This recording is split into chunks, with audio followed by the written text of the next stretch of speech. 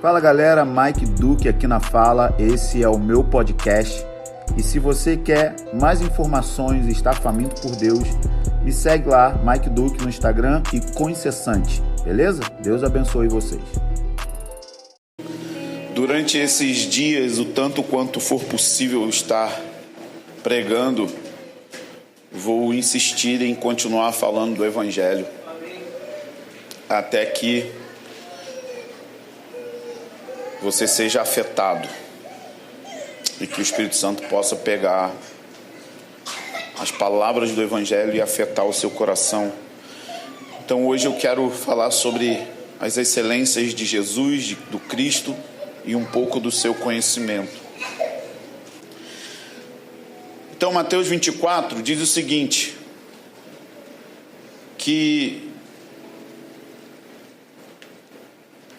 vamos lá em Mateus 24, não vou falar de cabeça. É o sermão de Jesus sobre o tempo do fim. E aí no versículo 10, os versículos antes, ele vai falando uma série de coisas e eventos que vão começar a acontecer de maneira global, que apontam para o início das dores ou o princípio das dores. E no versículo 10 ele diz: nesse tempo, muitos vão abandonar a fé e vão trair e odiar uns aos outros. Tem alguém com alguma versão que fala de ofender uns aos outros? Essa minha versão não fala ofender, mas a maioria das versões mais antigas diz que vai ter um nível de ofensa, de pessoas ofendidas umas com as outras. Não simplesmente odiar, mas ficar ofendido com o irmão, ofendido com igrejas, ofendido com líderes, ofensa. A ofensa vai ser uma característica muito grande. E também vão surgir falsos profetas que vão enganar muitos. A gente acha que o falso profeta é o cara que erra a profecia. Isso não é falso profeta. Balaão nunca errou uma profecia na Bíblia, e ele era um falso profeta. Então, falso profeta não é a pessoa que erra uma palavra de conhecimento. Não é isso. Isso é uma pessoa imatura, que não está aprendendo a ouvir Deus, ainda não sabe como fazer, mas isso não é falso profeta. Então, o falso profeta, ele vai ser um falso irmão. Vai parecer ser de Deus, por isso que vai enganar. Porque imagina, chega um profeta aqui e fala: eu tive uma visão que todo mundo tem que adorar Satanás. Pô, muito fácil, né? Não, ele não vai fazer isso. Ele é um falso irmão que vai estar no meio da igreja, no meio das pessoas, e ele vai enganar pessoas, acertando profecia, curando doente. Está aqui comigo? Então imagina quando você descobre que esse cara é um falso irmão. Como que o seu coração vai ficar? Ofendido, desencorajado, desanimado com a igreja, desanimado em continuar acreditando em Jesus. Faz sentido? Isso acontece, sim ou não? E está aumentando muito agora, numa medida terrível, né? E é o que Jesus está falando. Ainda não está no nível que Jesus está falando, mas vai ficar. E aí ele fala aqui, ó, porque vai se multiplicar a iniquidade, uma versão diferente, maldade, mas na verdade a iniquidade ela é a prática total do pecado. Tipo assim, eu sou pecador, mas existe a diferença entre ser pecador e cometer pecados, no plural. Então, a ação de cometer pecados vai ficar madura. Tipo assim, a capacidade total do ser humano de fazer o mal. A gente está tendo um pouquinho agora em Israel, né? Como eu tenho amigos que são da FAI, que trabalham no Oriente Médio, numa missão, e eles têm a GoPro dos caras que entram nos kibbutz. É tipo, você só consegue ver 1 ou 2 vídeos e depois não faz o menor sentido matar idosos, meninas, adolescentes, de tiro, queima-roupa de fuzil na cabeça. A maldade vai ficar intensa. E isso vai fazer com que o amor das pessoas esfrie. Então eu quero que você entenda, porque a gente, no decorrer da vida, meio que a gente perde a percepção de que existe uma guerra pelo nosso coração. Existe uma luta pelo seu coração. Existe uma luta pelos seus afetos. Alguém está lutando pelos seus afetos. Então, uma das maiores urgências da nossa época é despertar uma paixão inflamada por Jesus e pelo conhecimento da glória dele, de quem ele é, o Filho de Deus. Pode parecer uma coisa meio óbvia, assim, tipo, bom, eu sei e tal, tem que amar Jesus, paixão por Jesus. Que todo cristão deveria se dedicar ao conhecimento do Filho de Deus, mas a verdade é que pouco se prega sobre quem é Jesus. E a gente acha que quem é Jesus é tipo uma coisa muito simples de entender, que você entende simplesmente vendo o DVD diante do trono. Eu estou zoando assim, mas, cara, é verdade. Quais são as vezes que você ouviu por aí um sermão falando sobre cristologia, quem Cristo é, sua natureza, sua divindade, sua encarnação, suas complexidades? Qual foi a última vez que a gente ouviu um sermão só sobre Jesus? Se a gente não está expondo Jesus para as nossas comunidades, qual é a possibilidade dessas comunidades se tornarem apaixonadas por Ele? Então parece simples, mas não é tão simples. A verdade é que pouco se ensina esse assunto. E Colossenses capítulo 2, eu queria que você olhasse comigo. Versículo 1, depois o versículo 2 e 3. Então tenha paciência, eu quero abrir a Bíblia com você. Pai, faz esses versículos saltarem aos nossos olhos, Senhor. Não é só uma informação. No versículo 1, Paulo está dizendo: pois quero que saibam como é grande a luta que eu enfrento por vós. Então Paulo está dizendo que está enfrentando uma luta. E a luta dele era uma luta que ele estava lutando pela igreja de Colosso, para os colossenses. Ele tinha uma luta. E ele usa a expressão, que seria melhor traduzido aqui, como um cara que é um gladiador. Quem já viu Gladiador? Um dos melhores filmes de todos os tempos. Então, gladiador. Imagina os gladiadores, eles entravam ali, era vida ou morte.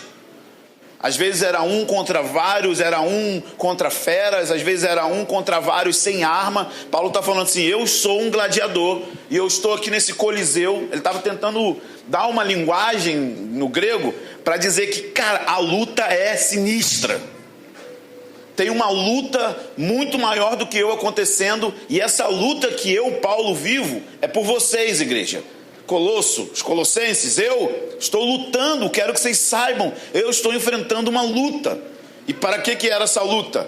Para que eles fossem enriquecidos da plenitude do entendimento. Ele usa palavras exageradas. Eu estou lutando para que a igreja, comunidade Extrema Devoção, seja enriquecida da plenitude do entendimento para o pleno conhecimento do mistério de Deus. Quem é o mistério de Deus? Cristo, em que estão escondidos todos os tesouros da sabedoria e da ciência. Só esse versículo aqui dá uma série de 1 ano.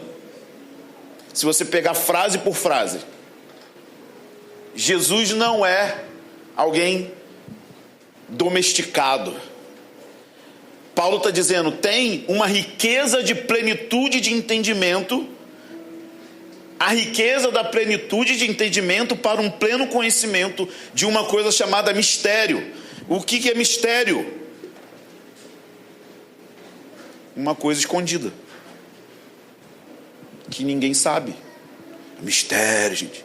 Aqui a gente ficou pentecostalizado, aí a gente usa mistério para qualquer coisa que não tem nada a ver com mistério. Mistério, irmão. Seja lá o que for isso, não é o mistério que a Bíblia está falando. Ela está dizendo que Cristo é um mistério. Ele está escondido em Deus. E Paulo está lutando para que esse mistério que estava escondido aparecesse para a igreja visse a mesma coisa que ele viu um dia e que continuava modelando a vida dele, olhar sempre para Jesus, olhar para esse mistério. Cristo, ele está escondido em Deus e Deus quer revelar esse mistério. Então Paulo está dizendo: eu estou lutando por vocês, igreja, para que vocês entrem nessa luta comigo, de serem ricos no pleno entendimento. Pleno entendimento não vem se você não se colocar diante de uma busca para reconhecer ou saber e entender o que é o mistério. Mas a cultura que nós temos de igreja por anos e anos é uma cultura de pessoas que aprendem a Bíblia apenas através do púlpito. E esse tipo de cristianismo está fadado ao fracasso no fim, porque estão vindo falsos enganadores que parecem muito com a verdade. Então, se você não desenvolve um estilo de vida de ir às Escrituras por si só, meditar nas Escrituras, ler a Bíblia, ler outros livros, ler coisas que trazem para você conhecimento de Deus, você está em um lugar perigoso. Paulo está falando, tem uma plenitude de entendimento, ou seja, entendimento total. E ele está lutando para que a igreja tenha esse entendimento total. E esse entendimento total ele chama de mistério. Ou seja, você não vai ver facilmente. Não é um curso de teologia de 4 anos. Não é um curso de 1 mês. Não é um curso uma vez por semana. É uma vida cavando. Porque ele vai se mostrar na medida que você busca, e ele vai provocar novos níveis de revelação para você continuar buscando. Foi isso que aconteceu com esse cara, Paulo. No fim da vida ele diz: cara, eu esqueço de tudo que ficou para trás, para ter o conhecimento de Cristo. E ele está escrevendo esse negócio no fim da vida, dentro da prisão, depois de ter plantado igrejas, discipulado pessoas e tudo. E ele diz: eu ainda não conheço aquele a quem eu fui conhecido. Como assim, Paulo? Você escreveu o Novo Testamento praticamente todo, a maior parte dele, e você está declarando que você ainda não conheceu aquele que te alcançou. Ou seja, ele está dizendo que tem um pleno entendimento, mas ao mesmo tempo esse pleno entendimento não é pleno, porque ninguém vai ser pleno totalmente no entendimento de quem Deus é, porque ele é infinito. Então, quanto tempo a gente vai ter que buscar esse negócio? Para sempre.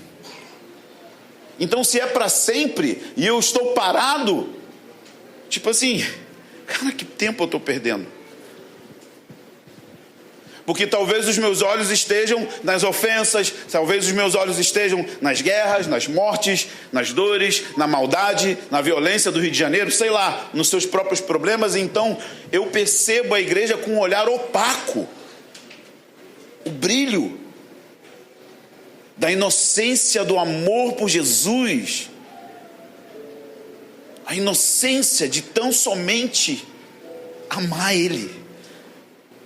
Eu falei com a minha esposa, falei, enquanto eu estudo isso, os meus olhos vão se enchendo de lágrimas, porque eu tenho tão pouco de Jesus, mediante o tanto que Ele quer me dar. E todas as vezes que eu percebo que o meu coração está ficando desse jeito, eu preciso correr para conhecer Ele, para estudar quem Ele é.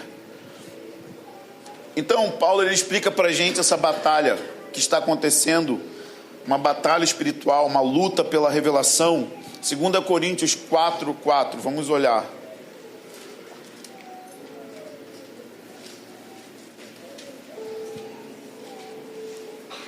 Gente, é muito difícil pregar com esse calor.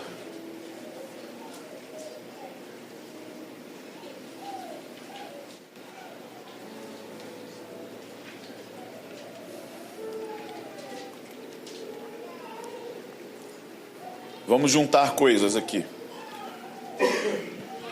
2 Coríntios 4:6 diz: porque Deus que disse. Está comigo aqui? Vamos lá, aula de português. Quem disse? Quem disse? Então Deus disse. Quando Deus diz, Ele está fazendo o quê? Falando. Boa, Albano. Prova do Enem. Então a didática, ó. Porque Deus disse. Deus é que disse. E quando Deus diz, ele está falando, ok? Então tem a ver com a palavra dele. Deus é que disse: das trevas brilhará a luz. E foi ele mesmo quem? Deus. Puxa, gente, bravo, turma. Muito bem. Só abrindo um parênteses, eu acho que eu vou começar um grupo caseiro só com meninas pequenas, e vai ser o Clube da Leitura. Decidi ontem. Eu acho que não vai pra frente, mas eu decidi. Eu fiquei perguntando a Ana Flor quantos livros ela leu. Ela disse que leu, mas não lembrava o que leu. A outra disse que leu, mas não lembrava o título. Eu falei, tá muito ruim isso aí, vamos mudar. Vou fazer um Clube da Leitura com o time Michel aqui. Porque Deus que disse, Deus que falou isso. Deus falou, é a palavra dele, que das trevas a luz vai brilhar. Das trevas brilhará a luz. Foi ele mesmo em que brilhou em nosso coração, para a iluminação do conhecimento da glória de Deus. Está comigo? Para o enriquecimento, o conhecimento. Como que eu vou conhecer a glória de Deus na face de Cristo? Aqui a gente tem uma chave. Como que eu sou liberto da ignorância do conhecimento de Deus? Como que eu sou liberto dessa escuridão de vir, cantar, louvar, vir no culto, mas não ver Jesus? Como que eu vou ver Ele? Como que eu vou ver a glória de Deus na face de Cristo? Simples, ouvindo a palavra dele. Porque Deus disse. Quem disse? E quando ele diz é o quê? E onde Deus fala? Tem um negocinho aqui chamado Bíblia, que vai pegar seus olhos e vai lavar.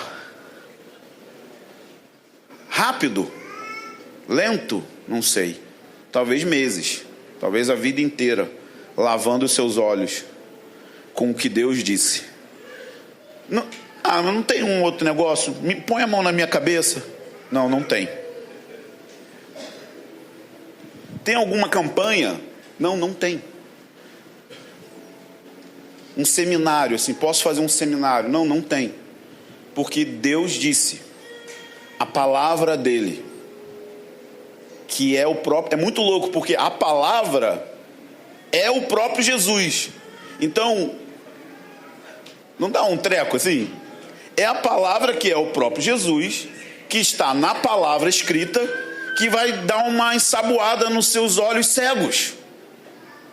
Mas a gente quer pegar um atalho, uma mão na cabeça, esperar qual que é a hora do culto. A Maíra fala assim, poxa amor, você nunca mais chamou a igreja na frente para orar. Eu falei, porque eu cansei. Qual que é a hora que o pessoal vai na frente para cair e ficar burrão de Jesus? Cansei. Então, o simples é o simples. Vem para a sala de oração, pega as 18 descrições de Jesus e fica lendo aquilo ali, ó, medita. Sabe, eu estou fazendo catecismo em casa com as crianças, catecismo de Westminster menor. É repetição. Você fala uma frase bíblica, a criança repete a frase bíblica, a gente canta a frase bíblica, todo mundo vamos lá falar. Aquilo vai inculcando na cabeça da pessoa que uma hora vai ter um benefício. Sabe, é igual a educação clássica cristã, é memorização o tempo inteiro. Aí quando a criança chega lá na frente, elas sabem tudo sobre a história da humanidade, a história do mundo, geografia, as fórmulas de matemática. Por quê? Porque a gente fica o dia inteiro em casa cantando. Canta uma, Benny. Não me envergonha. Uma musiquinha do Ceci, bonitinha. 1, 2, 3 e... Mas cantando, que aí é legal. Faz cantando. Qualquer uma. Você não tem opção de não. Eu sou seu pai, eu mando em você, eu te prejudico. Então pensa, vai pensando, vai cantando aí dentro de você.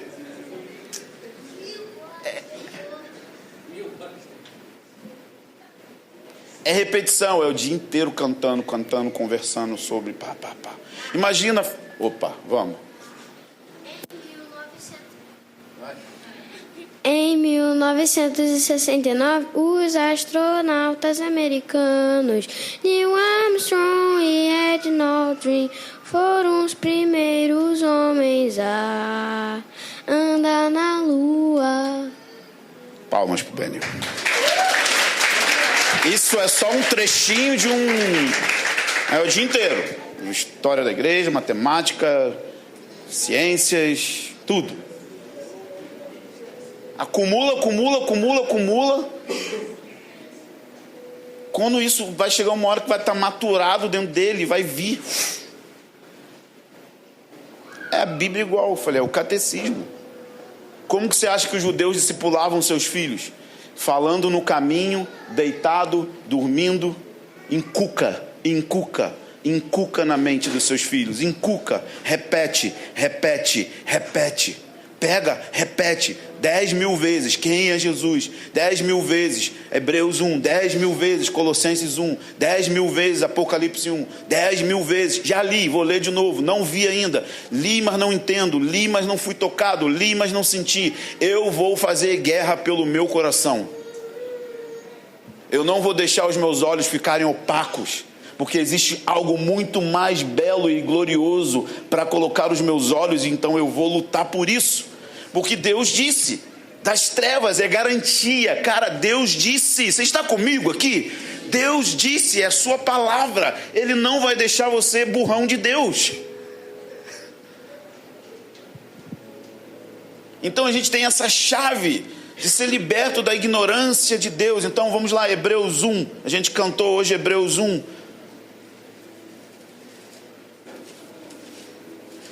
Hebreus 1 diz assim: no passado, na antiga aliança, no antigo pacto, no passado, por meio dos profetas, Deus falou aos pais muitas vezes. Deus falou de muitas maneiras no passado. Só que agora Ele está nos falando pelo Filho. Por que Ele está falando pelo Filho? Porque agora aquelas palavras que Deus falou com os pais no passado virou um homem. Todas as palavras ditas para Jeremias, Sofonias, Abraão, Davi, todas as palavras ditas para todos os profetas, agora é um homem. E sabe qual é a boa notícia? É um homem que está vivo. E ele é a palavra de Deus. Ele é o verbo que se fez carne. E você pode descobrir sobre o verbo que se fez carne aqui. Cara, é um convite maravilhoso para ter fome e sede de Jesus.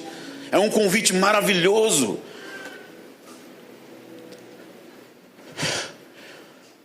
De tremer por Ele de novo. Fala, Deus, eu não sei nada de você. Tem tanta coisa escondida aqui e você está se comunicando. Você é um Deus de comunicação. Lucas 9, versículo 35.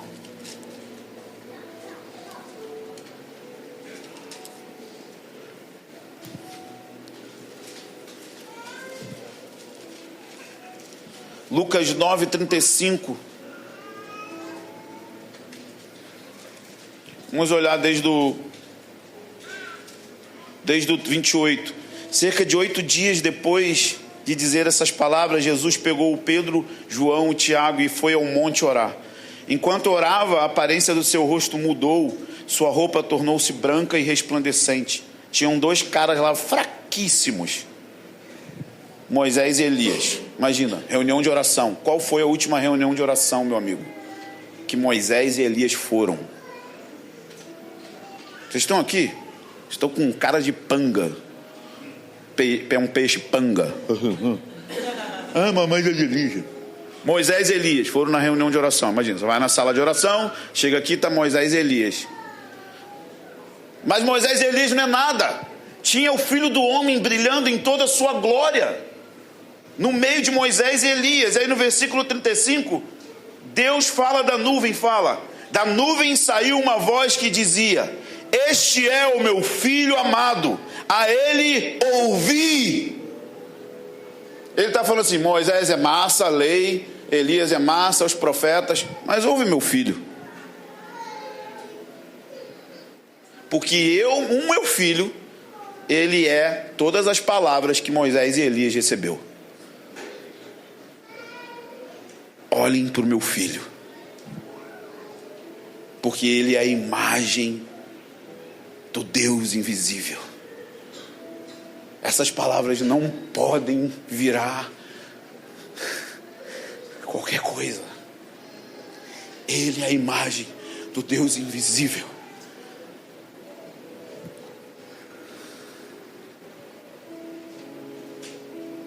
Então, para a gente ir para o fim,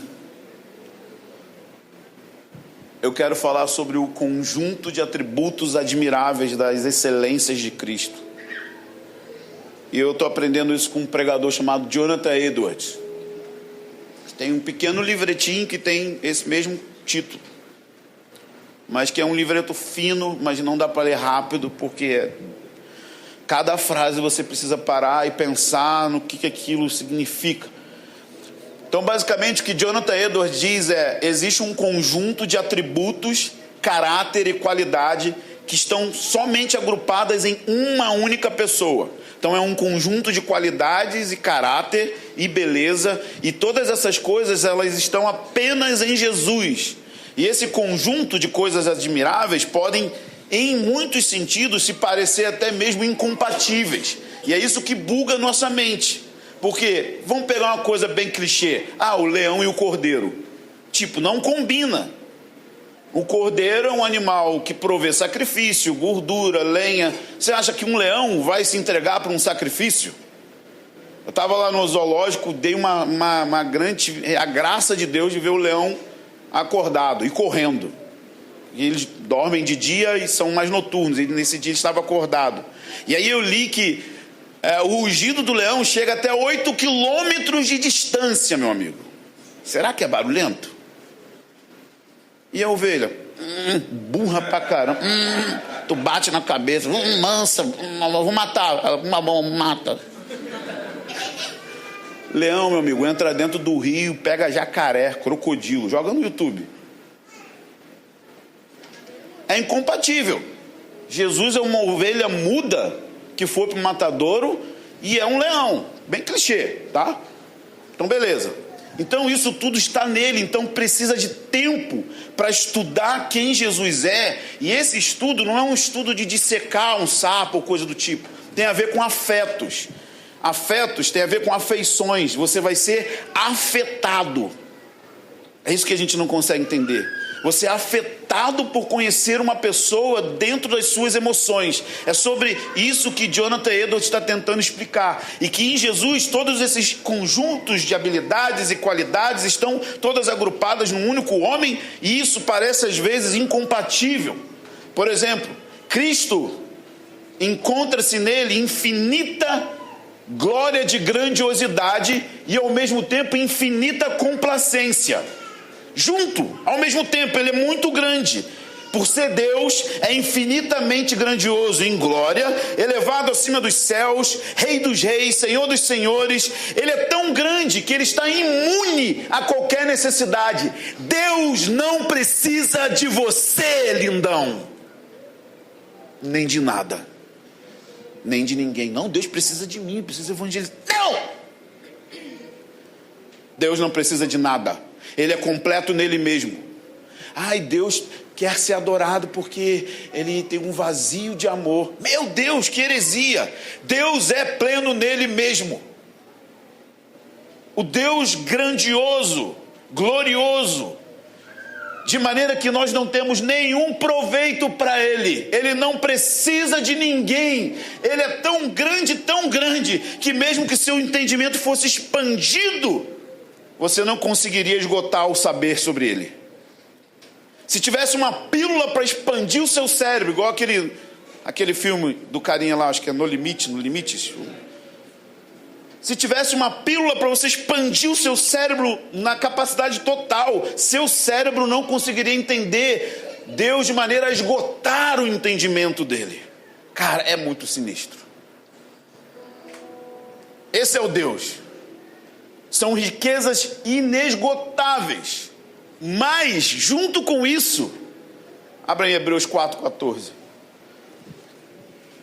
Jesus possui condescendência infinita, de maneira que ninguém é tão fraco ou inferior que ele não possa parar para tocar. Você está comigo? Olha, ele não precisa de nada, ele é completo nele mesmo, Deus. Mas não tem ninguém que é tão fraco que ele não possa dobrar-se e olhar nos olhos.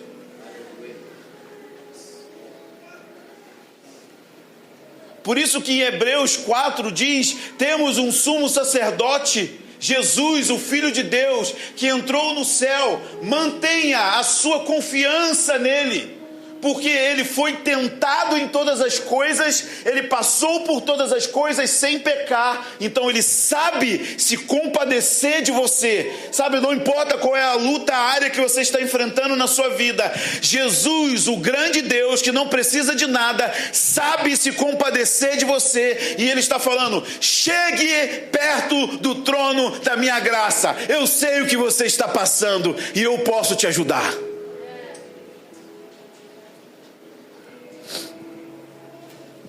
Ele é grandioso e é complacente. Ele para dar atenção a um morador de rua que grita: filho de Davi! E ele dobra. E ele para dar atenção a um leproso. Grande, tão grande, que não precisa de nada em ninguém. Porque ele escolheu as coisas loucas e desprezíveis desse mundo para dar atenção aos quebrados. E ele é o campeão, Jesus é o meu campeão, ele é o nosso campeão de pegar coisas quebradas e usar para a glória dele.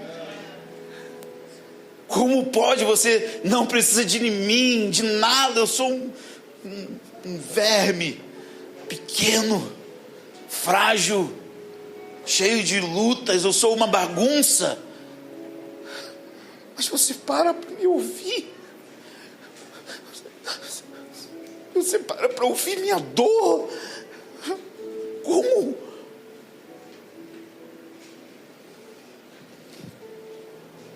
Nós precisamos encher os nossos púlpitos sobre Jesus. Nós precisamos estudar quem Ele é. Pensa agora nisso. Se eu tivesse um plano para redimir a humanidade, gente, eu estou descabelado, eu sei. Eu estava tão ansioso para pregar isso aqui que eu não penteei o cabelo hoje. Porque me afeta. Quando eu vou lendo, é em mim que fere primeiro. Então, se eu tivesse um plano para mudar a terra, eu ia criar um botão. Sou Deus. Pô, o meu título, Deus. Pô, pensei em um jeito de mudar esse negócio de Adão aí. Vou dar um reset aqui, ó, rebobina. Pô, mudou. Não, olha a ideia de Deus. Vou mandar o meu filho nascer na barriga de uma adolescente. Vou fazer o meu filho virar um deles. Se submeter a um pai, a uma mãe. Imagina, José disciplinando Deus. José era tipo, cria na Bíblia. Ele guardava as festas. Ele subia lá, lembra? Jesus perdido na festa. Ele era um judeu bíblico. Imagina, ele ficar 30 anos mudinho. Não fez nada, não botou agenda aberta, não estava em conferências. 30 anos, gente, que agonia. Deus virou um bebê. Sabe por quê? Ele quis se envolver com a gente. Ele deixou a cultura dele de santidade para encarnar no meio de uma cultura de impiedade e aprender a chorar como homem. É muito sinistro.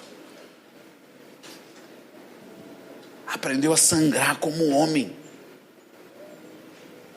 Eu iria apertar um botão e resolveria todo o problema. Mas Deus não faz isso porque Ele é intrinsecamente pessoal. Desde sempre, Deus é um Deus de pessoalidade, de relacionamento. Segundo as duas características que parecem incompatíveis, ele tem majestade infinita, mas é extremamente manso. Reis não costumam ser mansos. Eles executam. Eles mandam. Eles oprimem ou libertam. Mansidão não combina com alguém que é rei, com uma majestade. Mansidão parece mais uma virtude humana do que divina.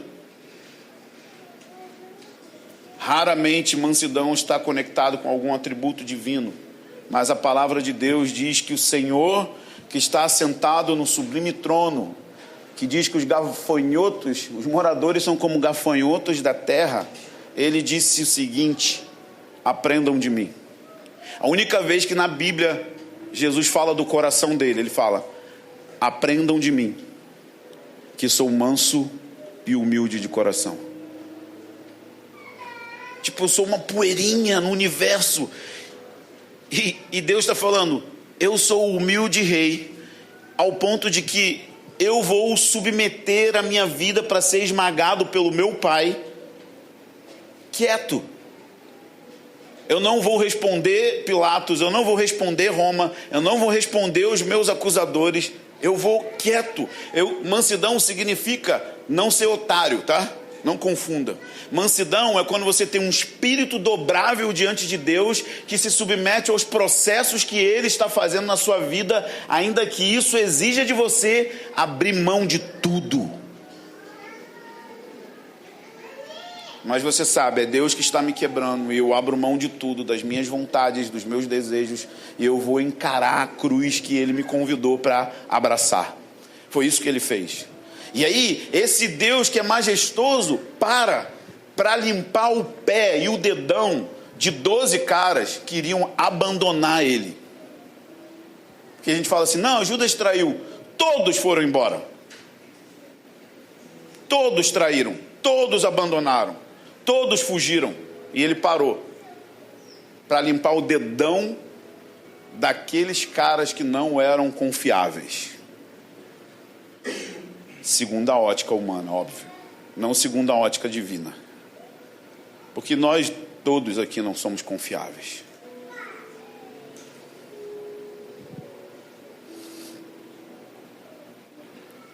Terceira, Jesus reunia nele mérito infinito e obediência infinita aos sofrimentos.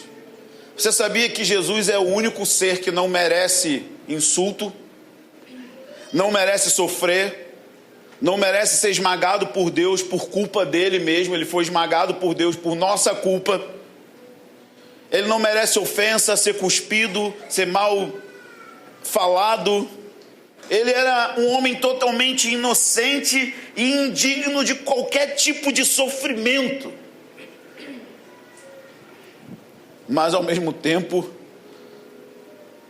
era estimado pelo Pai, amado pelo Pai, reverenciado pelo Pai. Não merecia nada disso, mas ao mesmo tempo foi submisso até a morte, e morte de cruz. E aqui eu quero fechar com um versículo para trazer uma aplicação pessoal. Estou bem reformado hoje, viu, gente?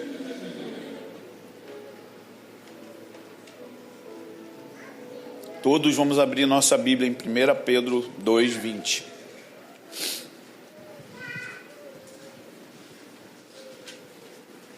Lendo o último versículo aos 38 minutos. Quase um batista.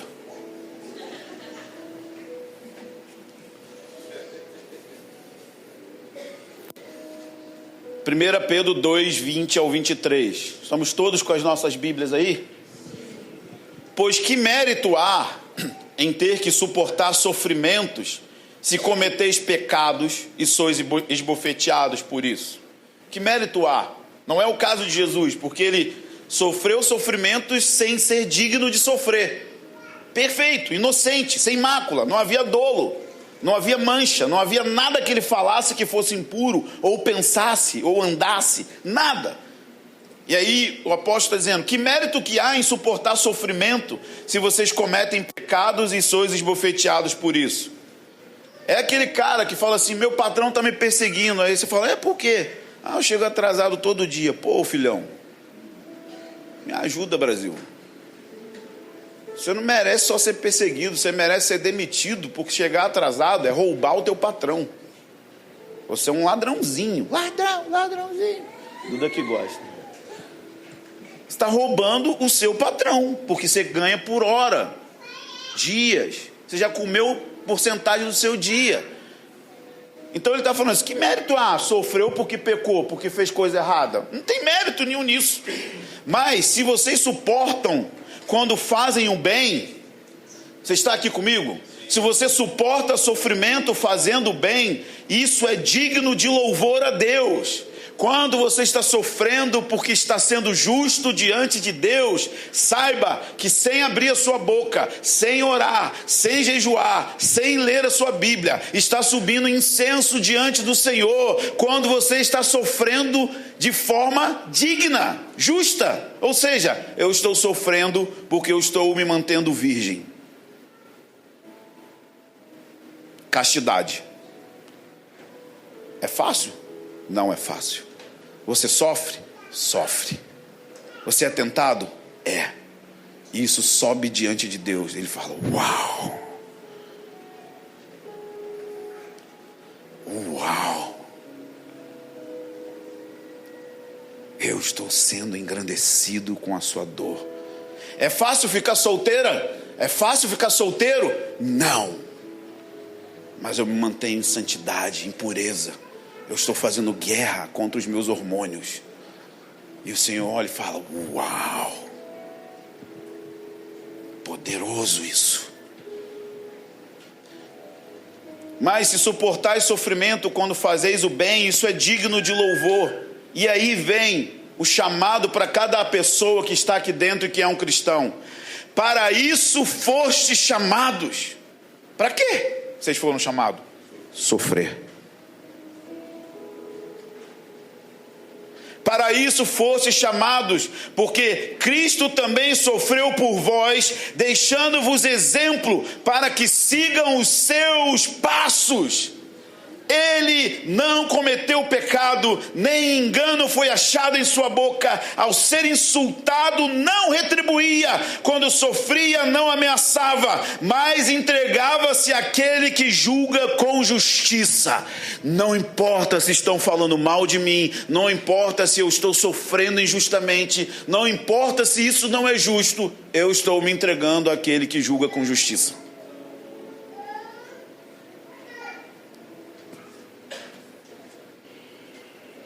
Seu chamado é olhar para Ele, estudar Ele, porque isso vai te dar graça para se tornar como Ele.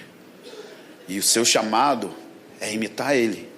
Eu não sei qual tipo de sofrimento é, mas está reservado para você alguns. Alguns.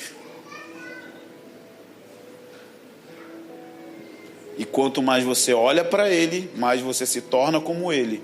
E Ele foi obediente até a morte, e morte de cruz. Ele não foi para a cruz dando coice. Ele foi rendido.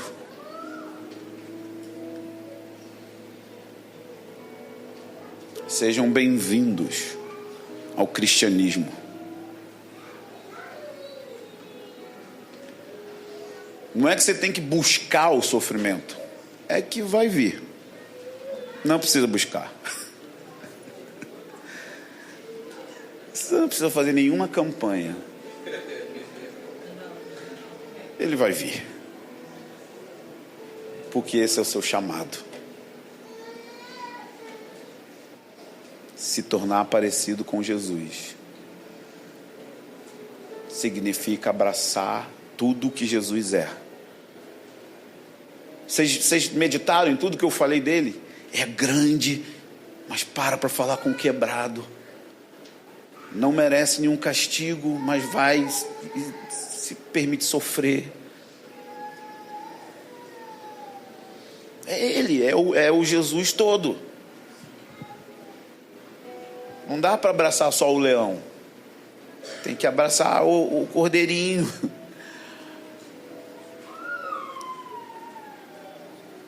Quero conhecer Jesus. Envolve tudo isso. Amém? Vamos ficar de pé.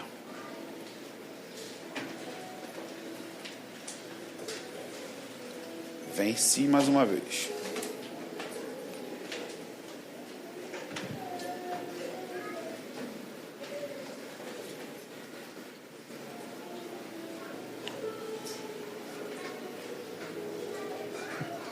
Só que amanhã de manhã vai vir uma poeira grossa tentando cobrir tudo isso que eu falei. Aí você vai precisar pegar a vassoura lá e limpar e voltar para sua Bíblia. Aí no outro dia vai vir outra poeira grossa tentando tirar tudo. Por isso que Paulo falou, é uma luta que eu luto por vós. Não vai, o mundo não vai, sabe, essa era, o Deus deste século cegou. Então a gente pensa logo ali, incrédulo, o cara que está lá zoado. Não, é o que não está confiando mais em Jesus. Deus desse século, ele traz as coisas desse século. O que é esse século? Essa era presente, as coisas da vida normal, até as dádivas de Deus, que são dessa era, não é eterno. Ter carro, não ter carro, ter dinheiro, não ter dinheiro, é tudo dessa era. Essas coisas cegam o entendimento. Por isso que lá embaixo ele fala, Deus diz. Porque o espírito dessa era, quando você sair, segunda-feira tem o espírito, o Deus desse século, tentando te cegar com coisas desse século, que nem sempre vai parecer com cara de pecado, vai parecer mais distração, ilícito. Não é algo ilícito, é lícito fazer, mas você precisa perceber, tipo, será que isso não é uma poeirinha no meu olho? Preciso limpar e voltar para a palavra de Deus. Nós queremos voltar para você, Jesus. E não vem de nós, porque foi Deus que disse. É a sua palavra, você é a palavra. A cura está em você, a cura não está em nós. É olhar para você que nos fascina, é olhar para você que faz o nosso coração voltar a ficar aquecido, aquela borboletinha na barriga, aquele frio na barriga, de amar a Jesus intensamente. Pai, em dias de engano, eu peço pela nossa comunidade aqui, que eles estabeleçam valores inegociáveis de encorajar uns aos outros para conhecer quem é Jesus. Que sejamos aqueles que limpam a poeira dos olhos uns dos outros. Nos dá colírio, Senhor. Colírio divino, para tirar a escama, para tirar as feridas dos olhos, para tirar o estigmatismo espiritual, a miopia espiritual. Você disse para aquela igreja, compra de mim colírio. Quando eles diziam, rico sou, de nada tenho falta, o Senhor falou, compra colírio. Abre os nossos olhos, Senhor. É uma oração simples, sem estardalhaço. Eu estou falando com você, Deus. E essa é a sua vontade. Abre os nossos olhos para ver Jesus mais de perto. Quando estivermos lendo as Escrituras, quando estivermos cantando, quando estivermos ceando, quando estivermos relacionando com outros irmãos, quando estivermos olhando a natureza, os céus proclamam a sua glória. quando estiver educando os nossos filhos, Senhor, em tudo nós queremos te encontrar. Quando estiver lendo uma poesia, Jesus, você está em todo lugar. Deixa a gente te ver. Eu te peço, esses irmãos aqui, que eles possam te ver. Em nome de Jesus. Amém e amém.